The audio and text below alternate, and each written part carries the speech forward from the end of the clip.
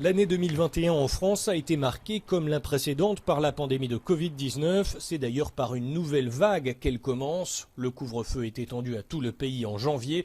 Le 3 avril, Emmanuel Macron décide de reconfiner les Français. Le mois suivant, le déconfinement commence et la vaccination est ouverte à tous. Des vaccinodromes voient le jour dans les villes et permettent d'administrer des milliers d'injections chaque jour. Je suis tout à fait désireux que tous les Français se vaccinent, qu'on en sorte un peu plus vite. À l'approche de l'été, c'est la délivrance. Les bars et restaurants peuvent rouvrir. Le 20 juin, le couvre-feu est levé. La perspective de belles soirées d'été.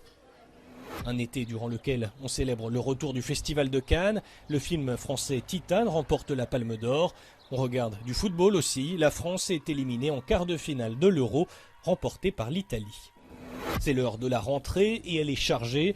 En septembre, la ville de Marseille accueille le Congrès mondial de la nature, prologue de deux événements majeurs pour la planète, la COP15 biodiversité en Chine et la COP26 en Écosse. Dans la capitale, Paris, l'hypercentre est bouclé par la police. C'est le début d'un procès hors norme, celui des attentats du 13 novembre 2015. 20 complices présumés sont accusés, 14 seront présents dans le box jusqu'au printemps 2022.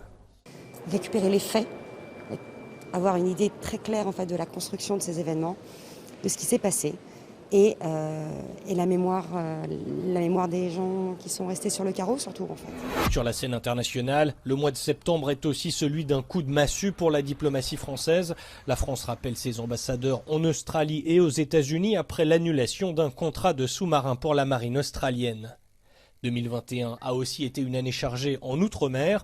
Des émeutes se déclarent dans les Antilles françaises sur fond de crise sociale et sanitaire. Dans le Pacifique Sud, l'indépendance de la Nouvelle-Calédonie est rejetée par référendum. Le scrutin avait été boycotté par les indépendantistes. Nous sommes déjà fin décembre, le temps a passé, mais le virus, lui, est resté. Le pass sanitaire est désormais conditionné à la 3e dose de vaccin contre la Covid-19. Et le masque est plus que jamais de rigueur dans les lieux publics. Ce masque, c'est en effet l'objet qui n'a jamais quitté les Français tout au long de cette année 2021. Elle se termine par un pic de contamination à l'heure où je vous parle. Mais chacun ici garde l'espoir de pouvoir s'en débarrasser en 2022. Cyril Fourneris, CGTN, Paris.